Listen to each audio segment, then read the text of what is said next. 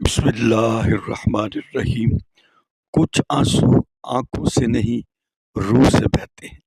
یہ وہ آنسو ہوتے ہیں جو گناہوں کی گرمی سے دل کو ٹھنڈا کر دیتے ہیں۔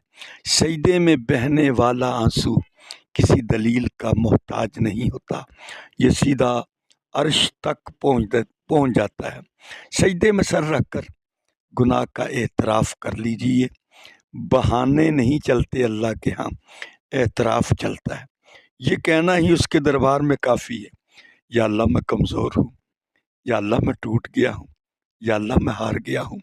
اور جب بندہ اس کے دربار میں یہ کہتا ہے کہ میں ہار گیا ہوں، اس کو یہ ادا بڑی پسند آتی ہے۔ سجدے کا سکون دنیا کے ہر سکون سے بڑا ہے۔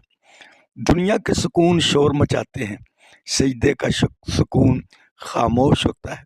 دنیا کا سکون وقتی ہے، سجدے کا سکون دل میں ٹھہر جاتا ہے۔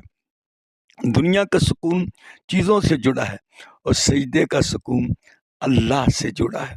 جب بندہ سجدے میں سر رکھتا ہے تو اللہ اس کو ایک نیا انسان بنا دیتا ہے۔ سجدے میں صرف سر نہیں رکھنا، ایسا سجدہ ہو جس میں دل بھی جھک جائے، جس میں آنکھ بھی نم ہو، جس میں نیت بھی خالص ہو۔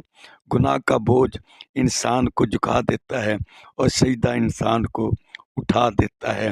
گناہ دل کو اندھیرے میں مبتلا کرتا ہے، سجدہ دل کو روشن کر دیتا ہے۔ گناہ رب سے دور کرتا ہے، سجدہ رب کے قریب کرتا ہے۔